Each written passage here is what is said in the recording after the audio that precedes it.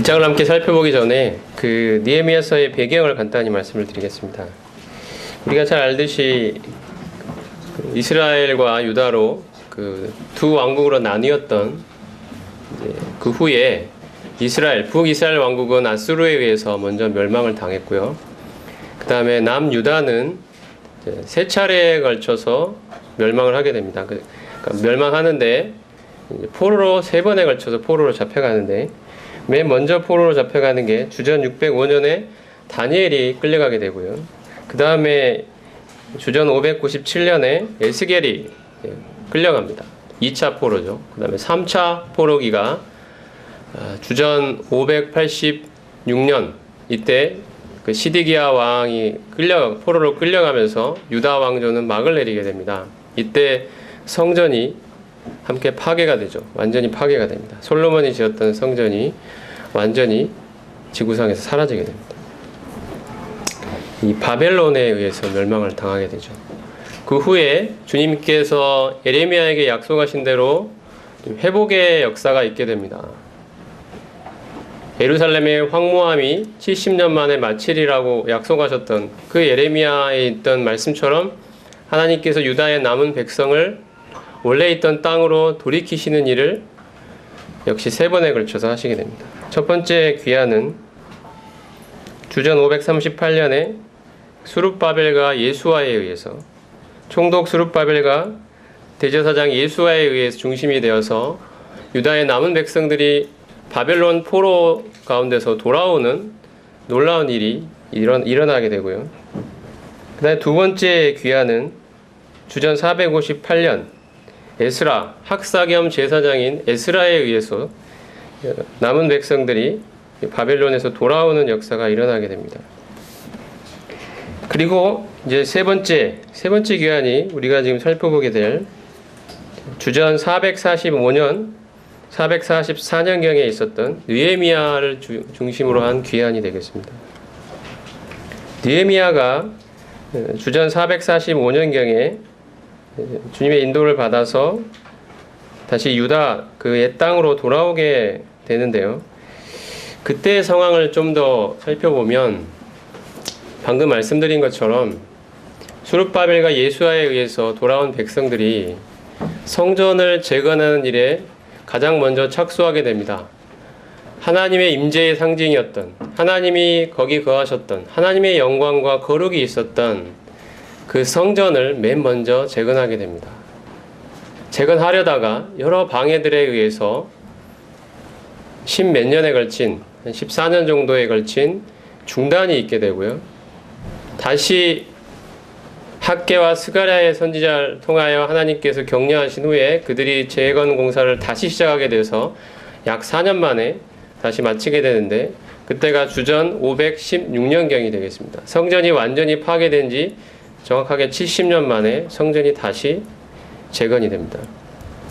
그때 유다의 백성들은 참 성전 재건하는 일에 온 힘을 다해서 참 성전이 재건됐을 때 하나님 앞에서 참으로 감사하고 기뻐하고 자신들의 온 삶을 하나님께 바쳤었는데요. 시간이 흘러가면서 20년, 30년 흘러가면서 에스라가 두 번째로 귀환했다고 말씀드렸는데 에스라가 유다 땅에 들어왔을 때 상황은 그다지 좋지 않았습니다. 그들이 유다의 남은 백성들이 지금 유다 땅으로 다시 돌아왔을 때 그들의 삶은 다시 황폐해지고 말았습니다. 주변에 그 가나안 족속들과 이방 족속들과의 통혼이 시작됐습니다. 하나님의 백성으로서 구별된 삶을 살지 못하고 세상과의 결합이 시작된 것입니다. 하나님의 백성으로서의 간증이 점점 사라져갔습니다. 이 상황에서 이제 느헤미야가 다시 백성들을 이끌고 하나님의 인도하심을 받아서 돌아오게 됩니다. 느헤미야가 와서 맨 먼저 했던 일은 바로 성벽을 재건하는 일이었습니다. 아까 수룹바벨과 예수아에 의해서 성전이 재건이 됐지만 이제 느헤미야가 하는 일은 성벽을 재건하는 일이 됩니다. 느헤미야가 어떻게 하나님의 부르심을 받아서 성벽을 재건하기 위해 유다 땅으로 돌아오게 되었는지가 1장에 기록이 되어 있고요. 우리는 이 성벽을 재건하는 이 역사를 통해서 하나님께서 오늘날 그리스도의 몸된 교회를 세워가시는 그 역사에 대한 많은 그림자와 교훈을 발견하게 됩니다. 우리가 이번 캠프에서 느헤미야서를 상고하고자 하는 주된 이유 중에 하나가 바로 그것입니다. 하나님이 어떻게 이 실제적인 측면에서 교회를 세워가시느냐, 여기에 대한 교훈이 참으로 많이 담겨있는 것이 느헤미야입니다. 이 느헤미야서의 교훈은 오늘날 우리에게 지금 우리 대학로 모임이 세워진 지 1년 6개월 정도가 지나가는데요. 이 여러 가지 필요를 안고 있는 우리 현재 모임에 적합한 말씀이라고 생각이 됩니다. 하나님이 과연 우리 가운데 어떻게 역사하시고 우리의 마음을 어떻게 인도해 가시고 하나님의 말씀 앞에 무릎을 꿇게 하시고 회개의 역사를 일으키시고 우리를 어떻게 하나 되게 하시고 우리 주님의 몸된 교회를 세워가시는가가 느헤미야서에 아주 적나라하게 기록이 되어 있습니다. 이것은 아주 오래전에 있었던 실제적인 일입니다만 오늘날 우리에게도 큰 교훈이 될 것이라고 생각이 됩니다. 느헤미야서 1장을 이제 살펴보겠습니다.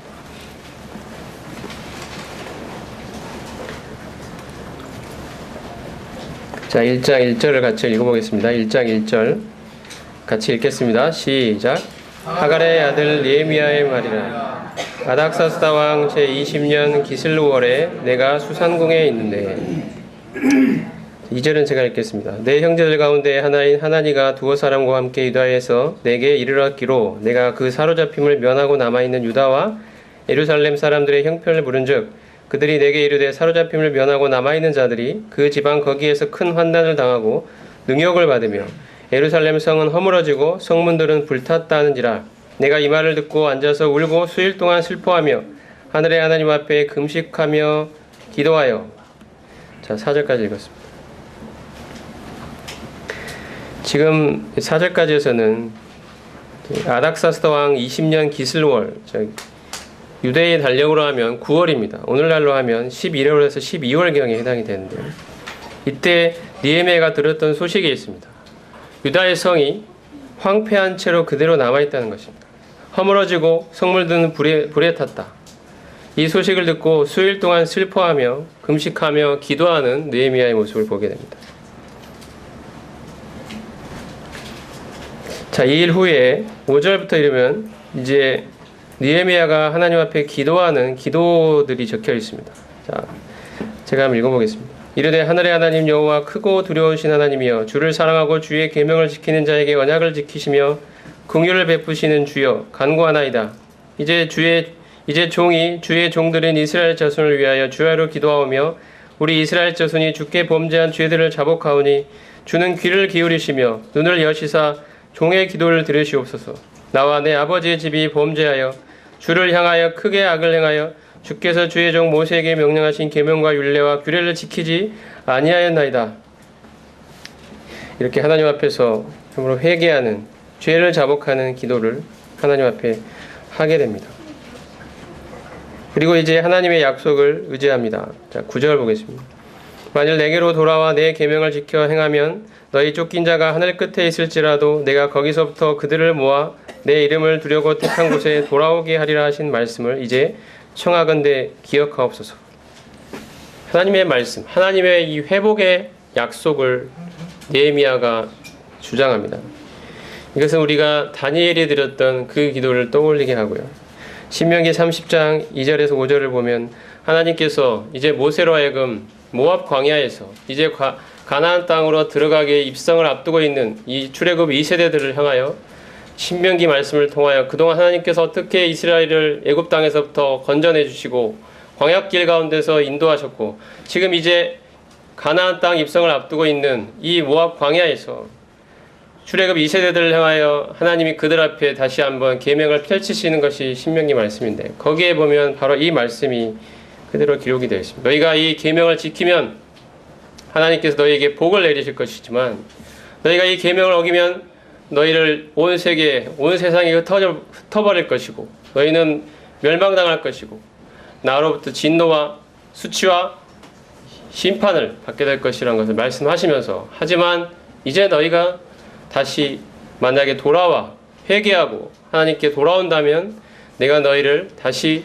옛 고토로 돌이킬 것이고 너희에게 영적인 회복과 부흥을 약속하시는 바로 그 말씀을 하나님 앞에 엎드려 기도하며 하나님 앞에 간구하고 엎드리는 그러한 모습을 보게 됩니다. 그리고 이러한 기도는 4개월 동안 이어졌습니다. 좀 넘기시면 2장 1절로 가보겠습니다. 이 1장은 이렇게 흘러가고요. 2장의 1절에 보면 아닥사스다 왕 제20년 니산월에 왕 앞에 포도주가 있기로. 니산월은 유대인의 달력으로 1월인데요. 오늘날로 치면 3월에서 4월입니다. 아까 기슬루월과 니산월 사이에는 4개월의 시간이 흘러있습니다. 자, 아닥사스다 왕 20년 니산월에 드디어 느헤미야가 하나님의 부르심을 확증받는 그런 일이 일어나는데요. 좀 이따 살펴보겠습니다만 이 4개월의 기간 동안 느헤미야는 과연 하나님의 부르심이 맞는지 하나님 앞에 확증하며 기도하는 시간을 가졌습니다. 이 하나님의 부르심이 자기 마음에 주신 이 마음의 부담이 동족들을 향한 그의 마음의 부담이 과연 하나님으로부터 온 것인지, 하나님이 나에게 주신 부르심인지, 하나님의 인도하심이 과연 있는 것인지 확인하고 확인하는, 하나님 앞에 엎드려 기도하는 시간을 4개월 동안 가졌습니다. 하나님의 때를 기다린 것입니다. 그리고 이제 쭉 시간 관계상 제가 스토리를 말씀드리면 느헤미야의 그 얼굴에 수색이 있는 것을 보고 왕이 무슨 일이냐, 내가 이런 일이 없었는데 무슨 일이냐 했을 때 느헤미야가 4절에 보면 3절에 보면 바로 나의 조상의 묘실이 있는 성읍이 황폐하고 성문이 불타사옴 어찌 얼굴에 수심이 없사오리까. 왕이 내게 이르시되 그러면 내가 무엇을 원하느냐 하시기로 내가 곧 하늘의 하나님께 묵도하고 왕에게 아뢰되. 하늘의 하나님께 묵도하고 왕에게 여러 가지 구체적인 것들을 아뢰게 됩니다. 내 마음에 있는 부담을 왕에게 이야기하게 됩니다. 제가 다시 돌아오고자 합니다. 거기서 성벽을 재건하고자 합니다. 왕이 허락하시면 다녀오겠습니다. 그리고 이러한 필요한 것들을 저에게 공급하여 주십시오라고 구체적으로 왕에게 아뢰게 됩니다.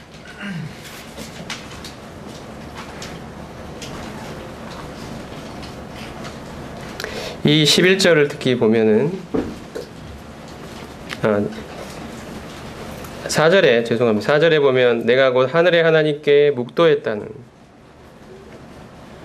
이것은 과연 하나님께서 내게 주신 이 마음의 부담, 이것이 과연 하나님의 부르심인지에 대한 인도하심을 구하고 있던 그 4개월의 기도를 하고 있던 느헤미야에게 있어서 하나님이 주신 때라는 것을 분별할 수 있는 그런 시그널이었습니다.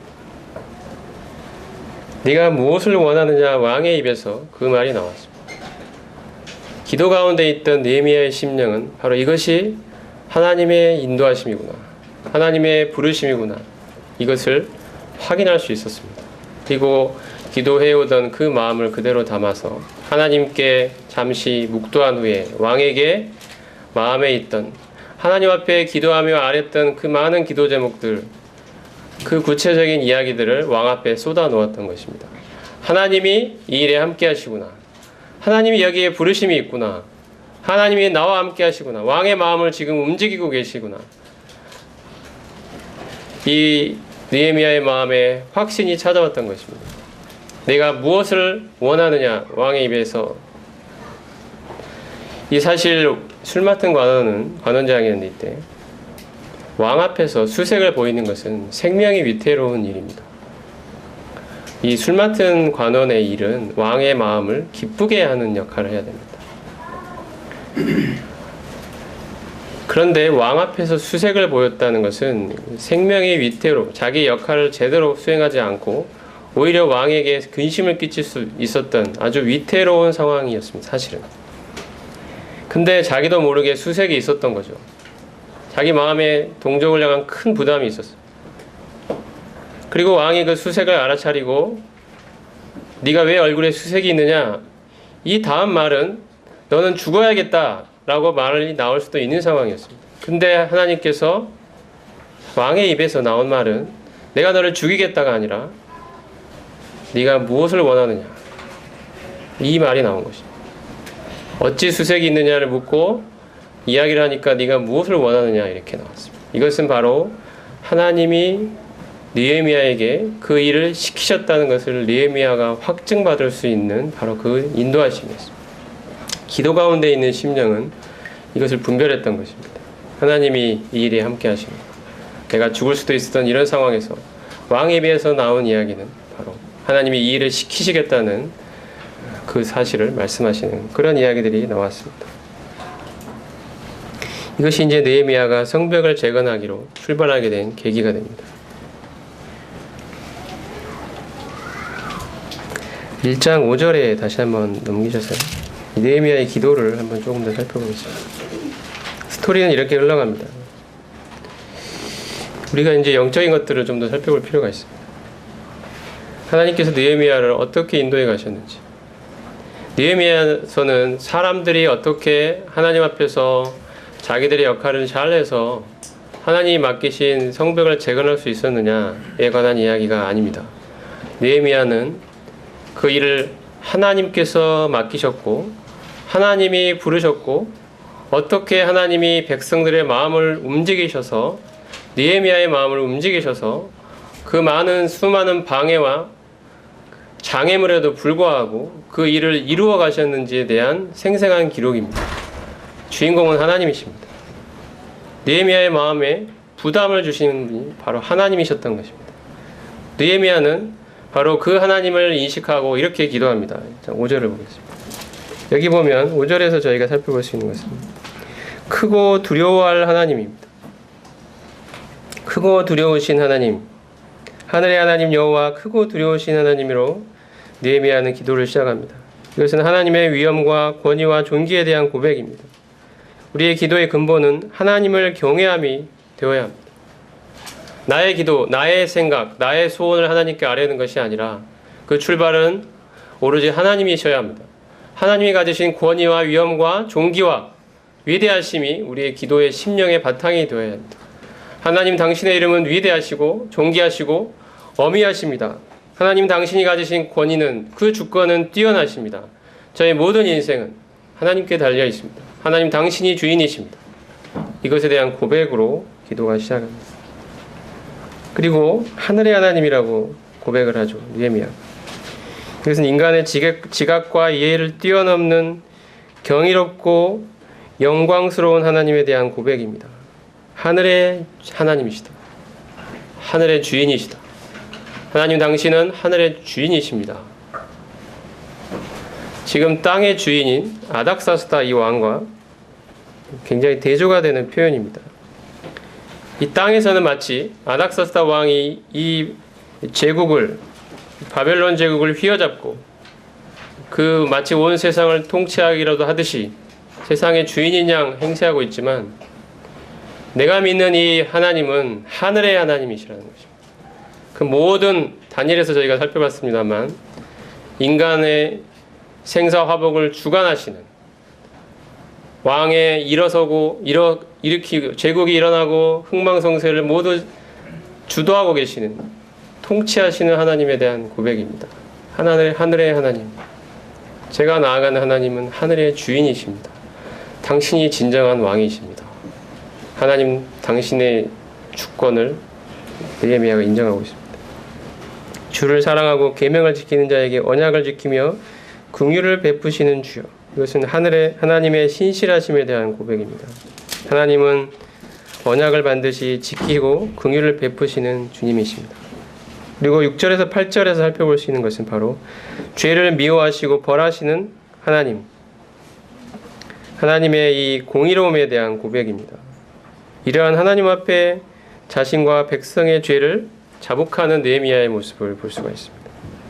그리고 9절에 고백하는 것은 약속을 반드시 지키시는 하나님입니다. 시간에서는 찾지 않겠습니다만 신명기 30장 1절에서 6절을 보면 아까 말씀드린 것처럼 하나님의 약속이 기록이 되어 있습니다. 우리는 하나님을 어떤 분으로 의지하며 기도하는지 생각을 볼 필요가 있다고 생각이 됩니다. 느헤미야를 통해 배울 수 있는 점은 그의 탁월한 리더십이나 위기 대처 능력 이런 것이 아니라 하나님을 모르는 영적으로 황폐한 시대에 하나님께서 한 사람을 부르셔서 하나님의 살아계심과 신실하심을 붙들고 의지함으로 참으로 하나님의 실체를, 하나님의 살아계심을 경험하게 하신 그 역사를 확인해 가는 것입니다. 하나님의 이 황폐한 시대에 하나님의 일을 어떻게 이루어 가시는가, 느헤미야를 부르시고 이 유다의 백성들의 마음을 움직이시고 하나님의 일을 어떻게 이루어 가시는가가 느헤미야서에 기록이 되어 있습니다. 하나님이 처음부터 끝까지 주인공이십니다. 하나님이 주인이십니다. 하나님이 당신의 일을 하십니다. 거기에 사람들을 참여시키신다는 것이죠. 은혜스럽게도. 이 권위를 가지신 이 하늘의 하나님, 온 우주의 주인이신 분, 하늘의 통치자, 크고 두려우신 하나님, 이 하나님이 자신의 일을 하시는데 은혜롭게도 우리를 부르셨다. 이것이 느헤미야에 통해 발견하는 바로 그러한 진리입니다. 오늘날 우리 참으로 이 황폐한 시대, 이 황무한 시대, 하나님께서 우리를 은혜롭게 하나님의 일에 부르고 계십니다. 이것은 참으로 하나님의 은혜입니다. 나의 수고와 나의 열심과 나의 결단과 나의 헌신과 이런 걸 통해 이루어지는 일이 아니라 하나님이 은혜롭게도 이 권세를 가지신 하나님, 주권자의 하나님께서 우리를 은혜롭게도 부르셔서 하나님의 일에 동참케 하신다. 하나님의 주권을 인정하고 하나님의 이 은혜로움 앞에 참으로 감격하여 감사하여 나아가는 것이 우리의 필요한 태도라고 생각이 됩니다. 자, 2장으로 다시 한번 넘기셔서요.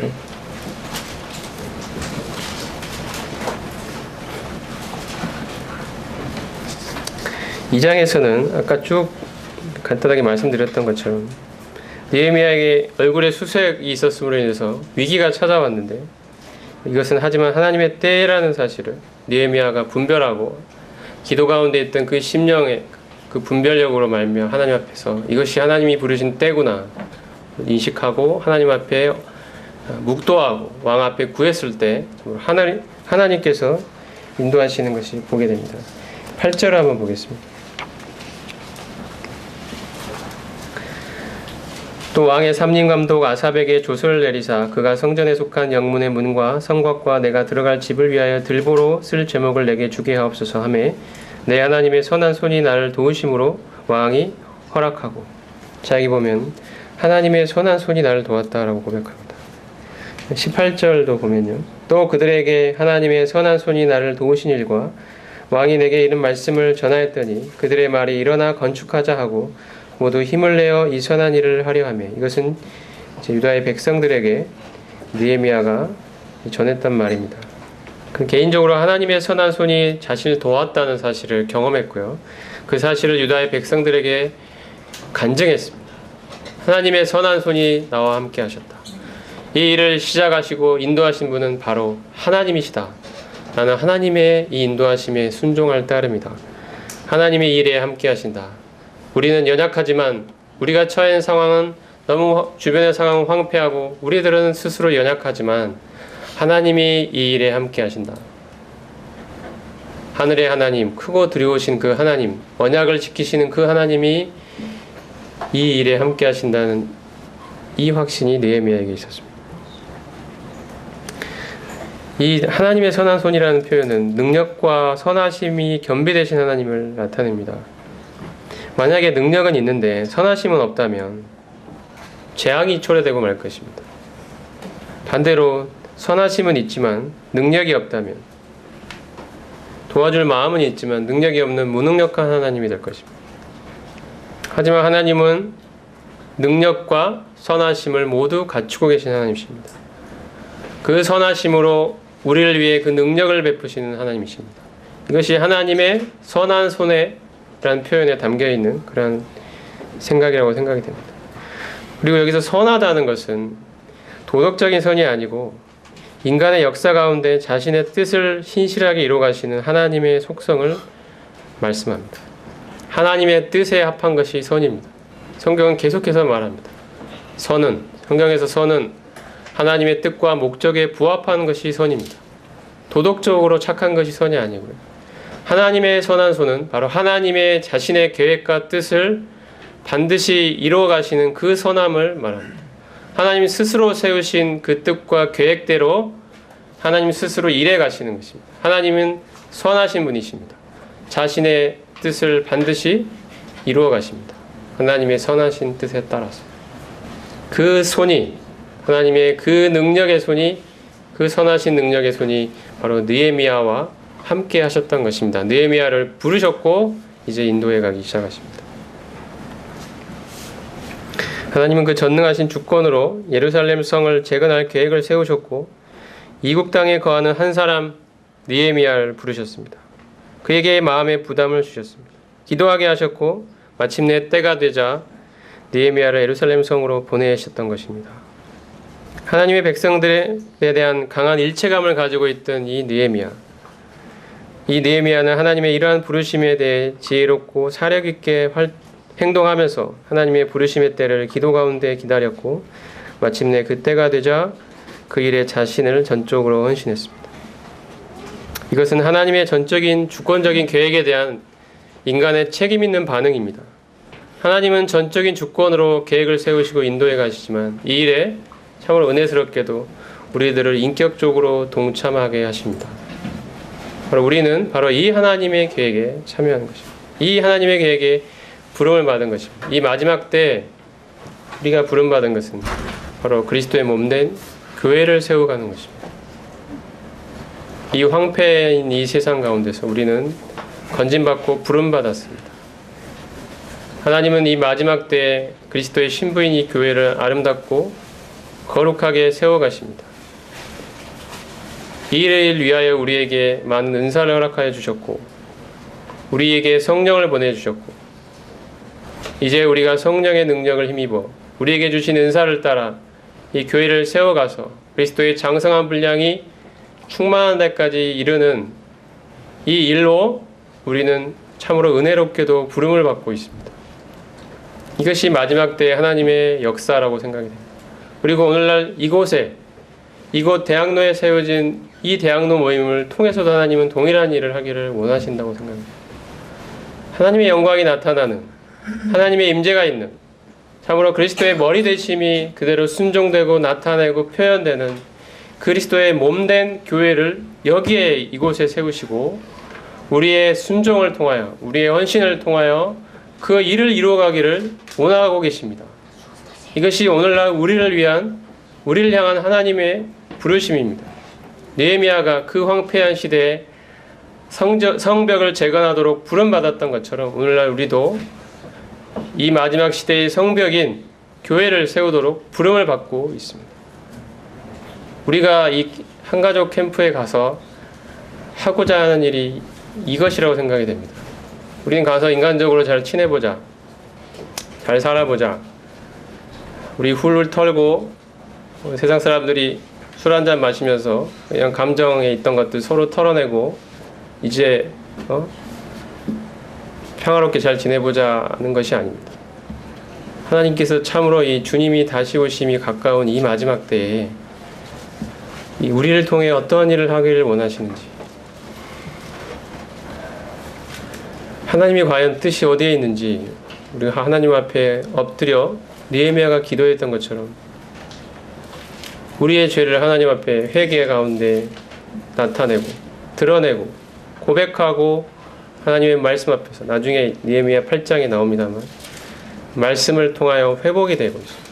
그리고 하나님의 일에 자신을 전적으로 헌신해가는 모습이 나옵니다. 이러한 말씀 앞에서의 이 돌이킴과 뉘우침과 엎드려짐, 이 역사가 우리 대학로 모임에 있기를 원하고요. 그리고 이를 통하여 우리가 진정으로 하나가 되어 하나님이 우리에게 이 마지막 때 부여해 주신 귀하고 놀라운 부르심에 우리를 이 감격 가운데 동참하게 되기를 소원하는 그러한 캠프가 되기를 원합니다. 이것이 우리가 느헤미야서를 살펴보는 중요한 이유입니다. 8절을 보면 내 하나님이라고 말하고 있습니다. 내 하나님, 내 하나님. 이거 12절에도 있죠. 내 하나님께서 예루살렘을 위해 무엇을 행할 것인지 내 마음에 주신 것을 내가 아무에게도 말하지 아니하고 쭉 있다가 나중에 때가 되어서 말을 하게 됩니다. 내 하나님, 이 느헤미야는 이 하늘의 하나님을 내 하나님으로 이제 고백합니다. 나와 상관없는 그저 일반적이고 관념에 머무르고 있는 하나님이 아니라 정말 내 마음에 부담을 주시고 나의 삶을 지금까지 구체적으로 인도해 오셨을 뿐 아니라 그 선한 손으로 이 이국 땅에서 술 맡은 이 관원으로 일하게 되기까지 하나님께서 그 삶을 어떻게 선하게 인도해 오셨는지 경험해온 그 나의 하나님, 그리고 오늘날 이 중요한 때에 내 마음에 부담을 주시고 동족을 향한 부담을 주시고 나라의 왕 앞에 담대히 구하게 하시고 이제 하나님의 때가 되었다고 하나님이 알려주셔서 이제 나라의 그곳으로 가게 하신, 그 황폐한 곳으로 가게 하시는 하나님의 부르심을 따라 순종하게 하시는 나의 하나님으로 고백하고 있습니다. 나의 하나님. 오늘의 우리는 하나님을 나의 하나님으로 고백하고 있습니까? 그저 멀리 계시고 일반적이고 관념화되고 추상화된 그 하나님이 아니라 오늘날 이곳에 나의 이 삶에 직접 임재하시고 함께 하시고 나의 삶을 통해 역사하고 그 선한 손으로 내 삶을 붙들고 계시는 그 하나님으로 내가 지금 경험해 가고 있는지, 그 하나님을 내가 그 앞에 엎드려 기도하고 있는지, 그 하나님이 주시는 말씀 앞에 내 마음이 움직이고 있는지, 그 하나님의 선한 손이 나의 삶에 함께함을 경험해 가고 있는지, 그 하나님의 선하심과 하나님의 능력을 경험해가는 나의 하나님으로 내가 고백하며 기도하고 있는지 생각해 볼 필요가 있다고 생각이 됩니다. 바로 이렇게 우리가 하나님을 개인적으로 인격적으로 경험해 갈 때 하나님이 일이 우리 가운데 능력 있게 나타날 것이라고 생각합니다. 우리 개인의 삶이 풍성해질 뿐 아니라 우리를 집합적으로 부르셔서 이루고자 하신 하나님의 일이 반드시 내 하나님이란 이 관계 속에서 성취될 것입니다. 우리는 나의 원함을 이루는 일에 하나님의 능력을 이용하려는 이기적인 동기가 아니라 하나님의 뜻과 부르심에 전적으로 헌신되기를 원하는 그러한 헌신된 자가 누리는 하나님과의 일체감을 경험할 필요가 있습니다. 이것이 내 하나님이라는 표현에 담긴 의미라고 생각이 됩니다. 이러한 이야기를 이제 왕 앞에 하고 왕의 허락을 받고 이제 직접 현장으로 가게 되는데요. 그것이 이제 10절부터 쭉 펼쳐지게 됩니다. 여기에 이제 대적자들이 등장합니다. 10절에 보면 호론 사람 산발랏, 종이었던 암몬 사람 도비야, 이스라엘 자손을 흥하게 하려는 사람이 왔다함을 듣고 심히 근심하더라. 여기에 호론 사람 산발랏 모압 자손입니다. 암몬 사람 도비야, 여기 암몬 자손이죠. 나중에 보면 나오는 아라비아 사람 게셈 이런 사람들도 나옵니다. 모압과 암몬 자손, 끝없이 이스라엘 백성을 괴롭혔던, 우리로 따지면 하나님의 역사를 방해하는 그 육신의 힘을 나타냅니다. 이것은 우리의 내적인 상황이 우리 성도들이 우리가 가지고 있는 연약함을 보여준다고 생각이 되고요. 자, 12절부터 14절을 보면 이제 실제로 현장에 와서 보니까 상황은 예상보다 더 답답하고 더 막막했습니다. 상황이 심각했습니다. 여기 보면 무너진 상태가 아주 심각했는데요. 13절에 보면 성벽이 다 무너졌고 성문은 불탔더라. 앞으로 나아가 샘문과 왕의 못에 이르러서는 탄 짐승이 지나갈 곳이 없는지라. 길이 다 막 무너져가지고 지나갈 통로가 없을 만큼 황폐하게 다 완전히 푹석 주저앉아 있는 상황입니다. 멀리서 예상했던 것보다 훨씬 상황은 심각해졌습니다. 이것은 우리를 둘러싸고 있는 외적인 상황을 보여줍니다. 우리를 둘러싸고 있는 상황은 참으로 황폐하고 황무하고 이 세상은, 이 시대는 참으로 악하고 이 외적인 상황은 좋지 않습니다. 그리고 우리의 내면은 참으로 약합니다. 아까 그 육신을 상징하는 모압과 암몬 자손이 우리를 방해하는 자가 있는 것처럼 우리 스스로에는 참으로 연약함이 우리 안에 있습니다. 하지만 상황은 이렇지만 우리가 끝까지 의지해야 될 것은 하나님의 부르심이라고 생각이 됩니다. 하나님의 부르심. 과연 하나님의 부르심이 우리와 함께 하시느냐? 우리 가운데 이 시대 이곳에 하나님의 부르심이 함께 하시느냐는 것이죠. 중요한 것은 그것입니다. 우리의 연약함도 우리의 외적인 어떤 상황의 안 좋음도 그것을 꺾을 수는 없습니다. 하나님의 부르심이 우리와 함께 하신다면. 느헤미야가 성벽을 재건했던 일은 참으로 쉬운 환경에서 아무 방해도 없었을 때 이루어졌던 일이 결코 아닙니다. 참으로 앞으로 살펴보겠지만 많은 방해와 장애와 목숨의 위협과 대적들의 참으로 교활하고 잔인한 이런 방해 속에서 한 마음으로 똘똘 뭉쳐서 이루어냈던 하나님의 역사였습니다. 여기에 우리는 지금 그 시초에 서 있는 것입니다. 그것을 가능하게 만들었던 것이 무엇이냐는 것입니다. 이 많은 방해와 장애 속에서도 하나님의 일이 이루어졌다는 것은 그 원동력은 무엇이었냐는 것입니다. 그것은 바로 하나님의 부르심입니다.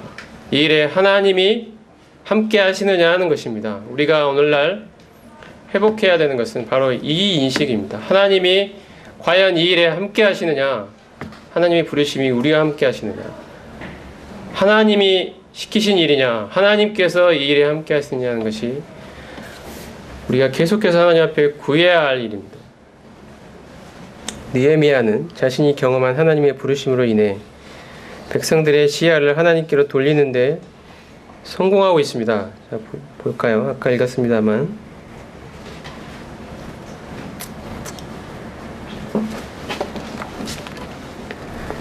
자, 18절 다시 한번 읽어보겠습니다.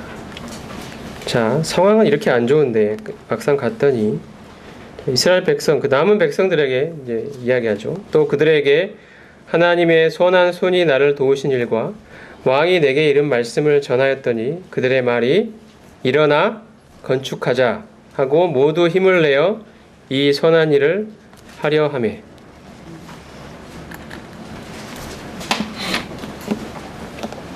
하나님이 느헤미야에게 부르셔서 확신을 주셨습니다. 하나님의 선한 손이 그와 함께 하셨던 것을 경험했습니다. 왕의 허락을 받아냈죠. 그리고 이제 그 이야기를 이 유다의 백성들에게 하는 것입니다. 상황은 이렇게 황폐하고 황무하지만 우리에게는 연약함이 있지만 외적인 상황은 좋지 않지만 하나님이 이 일에 함께 하신다는 것이 느헤미야의 간증을 통해 그 입을 통해 살아계신 하나님의 함께 하심이 전파되었고 이것이 유다의 백성들 그 무기력함과 이 영적인 침체 속에 있었던 이 유다 백성들의 마음을 이제 하나님이 움직여내셨습니다. 그들은 말하죠. 그 하나님이 살아계신 하나님의 도우심을 이제 느헤미야가 경험했던 이 이야기를 들으면서 우리가 이제 이 일을 하자. 하나님이 우리로 하여금 이제 이 일을 하기를 원하신다. 하나님의 부르심이 과연 여기에 있군요. 라는 것이 백성들의 마음을 동의를 얻어냈습니다. 그들의 마음에 드디어 하나님이 움직이기 시작하셨던 것입니다. 역사하기 시작하셨습니다. 일어나 건축하자는 것입니다. 성벽을 세우자. 하나님이 원하신다. 하나님이 이 일에 함께 하신다. 그리고 우리는 이 일로 부름받았다. 우리가 살아가야 하는 이유가 이것이다. 하나님 왜 우리를 여기에 보내셨느냐. 이 바벨론 땅에 섞여 살면서 그럭저럭 어떻게 살아갈 수도 있었던 우리를 이 먼 곳으로 보내서 아무 근거도 없고 이제는 다 황폐해져 버린 이 삶의 터전 이 막막한 곳에 우리를 보내신 이유가 무엇이냐. 바로 하나님의 성벽, 이 성벽을 세우는 일에 하나님이 이 일에 함께 하신다. 이걸 원하신다. 모두 힘을 내어 이 선한 일을 하려 하며 이 일은 선한 일입니다. 왜냐하면 하나님의 뜻과 계획이 여기에 있는 일이기 때문입니다. 이 선한 일을 하려고 백성들의 마음이 하나가 되었습니다. 우리들의 진정한 하나됨은 여기에 있습니다. 하나님이 우리에게 맡기신 이 사명, 이 부르심에 있어서 하나가 되는 것입니다. 마지막 때에 왜 하나님이 우리를 이곳에 이 대학로 모임으로 부르셨습니까? 우리 여기에서 하나님 앞에서 부르심을 확신할 필요가 있습니다. 과연 나는 하나님이 왜 이곳에 이 교회를 세우셨는가? 왜 나를 이곳으로 부르셨는가? 나로 하여금 이 주님 다시 오신 가까운 이 마지막 시대에 무엇을 하기를 원하시는가? 여기에 하나가 됐을 때 드디어 일이 일어나기 시작했습니다. 수많은 방해가 없었던 것이 아닙니다. 바로 19절에 보면 호론 사람 산발랏, 종이었던 암몬 사람 도비아, 아라비아 사람 게셈이 이 말을 듣고 우리를 업신여기고 우리를 비웃고 이렇게 했죠. 20절에 느헤미야 이렇게 대답합니다. 내가 그들에게 대답하여 이르되 하늘의 하나님이 우리를 형통하게 하시리니 이야기합니다. 하늘의 하나님이 우리를 형통하게 하실 것이다. 하나님이 이 일에 함께 하신다. 이런 확신이 있었던 것입니다. 그리고 이제 3장을 보면 드디어 예루살렘 성벽이 짓는 일이 구체화되어서 시작하게 됩니다. 자, 성벽에는 여러 가지 문이 있는데요. 3장 1절에 보면 양문이 나오고요. 쭉 성벽을 둘러가면서 이 무너져 있는 벽들이 점점 세워져 가죠. 그 문들을 중심으로 이렇게 세워져 갑니다. 그 다음에 3절에 보면 어문이 나오고 6절에 보면 옛문이 나오고요. 쭉 순서대로 나옵니다. 13절에 골짜기 문, 14절에 분문, 15절에 샘문 쭉 나와서 26절에 보면 수문도 나오고 28절에 마문, 29절에 동문, 31절에 한밑관문, 그리고 3장에는 없습니다만 8장과 12장에 보면 에브라임 문과 감옥문까지 해서 총 12개의 문이 나옵니다. 그 성벽을 전체를 둘러싸고 이 세워질 12개의 문을 중심으로 성벽이 하나하나 쌓여 올라가게 됩니다. 드디어 나중에 이제 보면 성벽이 완공이 되지만 아직 3장의 완공까지는 안 나옵니다만 이 12개의 문은 또 40여 개의 부분으로 또 쪼개질 수 있는데 이런 것들이 각 사람들이 어떤 부분을 맡아서 어떻게 세워갔다는 것이 3장에 보면 아주 이름들과 함께 구체적으로 나타나 있습니다. 하나님께서는 이 성벽 재건을 계기로 이 하나님의 이 백성들을 회복시키시고 이 공동체를 새롭게 하시고 백성을 한 사람 한 사람으로 하여금 하나님의 백성으로서 분명한 정체성을 갖도록 만들어 가셨습니다. 주변에 하나님을 믿지 않는 그 수많은 민족들 사이에서 마치 외로운 섬처럼 존재하고 있지만 하나님이 왜 우리를 그 가운데서 불러내어 이 하나님의 백성으로 삼아 주셨는가에 대한 자기 정체성이 이 성벽 재건을 통해 더 구체화되고 분명해졌던 것입니다. 하나님이 왜 나를 이 시대에 나를 이곳에 하나님의 백성으로 존재하게 하시는가? 이 시대 이곳에 왜 하나님이 나를 하나님 백성으로 존재토록 하시는가에 대한 답을 이 성벽 재건을 통해 얻어갔던 것입니다. 성벽 재건은 단순한 건축의 의미를 넘어선 것입니다. 이것은 유다 거민들이 하나님의 백성으로서 갖는 정체성과 하나님으로 백성으로서 갖는 헌신이 새롭게 되는 것을 의미하고 있습니다. 그들의 영적인 회복이 거기에 담겨 있습니다. 일을 했다는 것이 아닙니다. 거기에 그를 통해 영적인 회복이 일어났다는 것입니다. 하나님의 백성다운 존재로 만들어져 갔다는 데 있습니다. 하나님이 왜 이곳에 대학로 모임을 세우고 우리를 이곳에 부르셨습니까? 바로 하나님의 자녀답게 만들어 가시는 하나님이 그 아들의 형상을 담도록 우리를 변화시켜 가시고 만들어 가실 그 위대한 목표 가운데 교회를 이루도록 하시고 그 가운데서 참으로 우리에게 은사를 허락하시고 섬겨가는 이 모든 과정 속에서 하나님이 우리 스스로를 하나님 닮은 자로 변화시켜 가고 계시는 것입니다. 하나님의 백성답게 만들어가고 계십니다. 이 일이 함께하고 있는 것입니다. 하나님의 궁극적인 목표는 그것입니다. 단순한 건축이 목표가 아닌 것입니다. 그리스도의 신부다운 교회가 되어가야 되는 것이죠. 그리스도의 몸다운 교회가 되어가야 됩니다. 그리스도의 장성한 분량이 충만한 데까지 이르러 가야 됩니다. 그를 아는 일과 믿는 일에 하나가 되어 이 하나님께서 부르신 이 부르심 가운데 우리를 철저히 헌신하고 우리 삶을 투자해 갈 때 그 일 가운데 하나님이 우리를 어떻게 변화시켜 가시는지 그고자 하시는지가 나타납니다.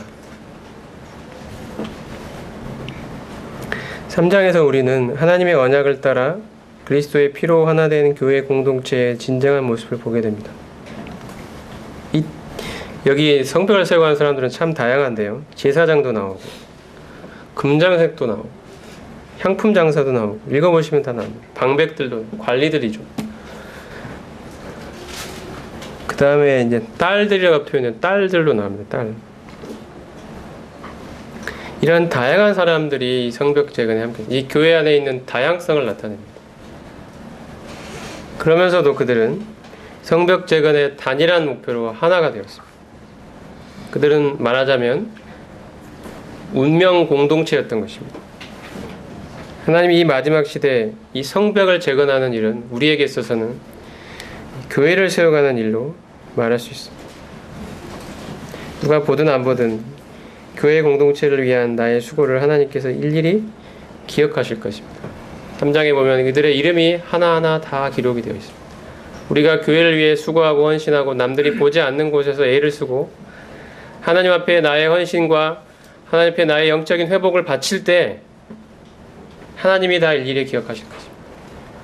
주방에서 자매인들이 섬기는 것이 단순히 어떤 성도님들 먹이는 단순한 일이 아니라 이것이 교회를 세우도록 하나님이 나에게 주신, 그리고 이 일을 통하여 그리스도의 섬김을 배우고 그리스도의 어떠함을 내가 몸소 체험할 수 있도록 하나님이 허락하신 나의 기회라고 생각이 된다면 우리는 이 일을 통해 하나님의 형상을 회복하는, 하나님의 백성답게 변화되어가는 것들을 경험해 갈 수 있는 기회가 되고요. 그를 통해 그리스도의 몸된 교회를 세워가는 일에 동참하고 있는 것입니다. 여기에 어찌 귀중이 있을 수 있고 이 일에 어떻게 어떤 것은 중하고 어떤 것은 천하고 이런 일이 있을 수 있겠습니까? 각자 하나님이 주신 이 다양성 속에서 그리스도의 몸된 교회를 세우라는 이 단일한 목표 가운데 우리가 하나가 되어야 됩니다. 하나님이 이 일을 우리 가운데 지금 하고 계십니다. 그 일을 하고자 우리를 이곳에 부르셨습니다. 마지막으로 그래서 이제 1장, 2장, 3장을 통하여 이제 여기까지 하겠는데요. 하나님께서 느헤미야를 왜 그 시대에 부르셨는지 우리가 살펴보면서 오늘날 우리가 이곳에 대학로 모임으로 하나님 우리를 불러주신 그 이유를 함께 살펴봤으면 좋겠습니다. 생각해봤으면 좋겠습니다. 과연 이 이스라엘 백성들, 이 유다의 거민들처럼 자 우리가 이제 일어나 건축하자, 이 일을 한 마음으로 이뤄내자, 이런 소망이 우리 가운데 불릴 듯 일어나면 좋겠습니다. 우리 가운데는 우리는 참 다양한 사람들이 모였습니다. 생각이 다 같지 않습니다. 다양한 배경과 다양한 직업과 다양한 출신 배경과 또 여기에 모이기 전에 있었던 모임들도 다 다릅니다. 거기서 있었던 다양한 경험을 우리는 가지고 있습니다. 다름이 있습니다.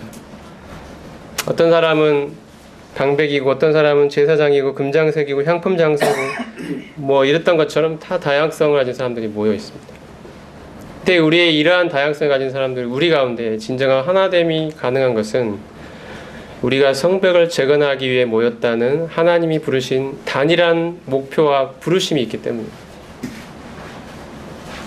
이것이 우리 가운데 있는 다양성을, 이 다양성이 문제가 되지 않고 오히려 다양성이 우리 가운데 하나됨 속에서 더 풍성함으로, 부요함으로 나타날 수 있는 근거가 된다고 생각이 듭니다. 우리는 애써 서로의 차이를 거부하고 부인할 필요는 없습니다. 오히려 우리가 단일한 목표 가운데 하나가 될 때 우리가 가진 다양성은 우리의 재산이 될 수 있습니다. 단지 우리가 이 성벽 재건이라는 단일한 목표를 분명히 하고만 있다면, 이 일에 우리를 진정으로 헌신하고 있다면, 내게 주신 은사를 따라서 교회를 세우는 일에 나를 헌신하고 있다면 이 일은 반드시 우리 가운데 일어날 것입니다. 하나님의 역사로. 마지막으로 에베소서 4장을 좀 보고 마치겠습니다.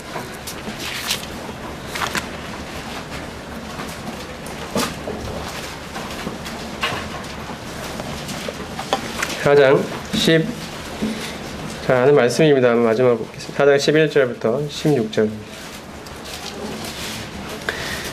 그가 어떤 사람은 사도로, 어떤 사람은 선지자로, 어떤 사람은 복음 전하는 자로, 어떤 사람은 목사와 교사로 삼으셨으니 이는 성도를 온전하게 하며 봉사의 일을 하게 하며 그리스도의 몸을 세우려 하심이라. 우리가 다 하나님의 아들을 믿는 것과 아는 일에 하나가 되어 온전한 사람을 이루어 그리스도의 장성한 분량이 충만한 데까지 이르리니 이는 우리가 이제부터 어린아이가 되지 아니하며 사람의 속임수와 간사한 유혹에 빠져 온갖 교훈의 풍조에 밀려 요동하지 않게 하려 함이라. 오직 사랑 안에서 참된 것을 하여 범사에 그에게까지 자랄지라. 그는 머리니 곧 그리스도라. 그에게서 온 몸이 각 마디를 통하여 도움을 받음으로 연결되고 결합되어 각 지체의 분량대로 역사하여 그 몸을 자라게 하며 사랑 안에서 스스로 세우느니라. 우리가 이 일로 부름받았습니다.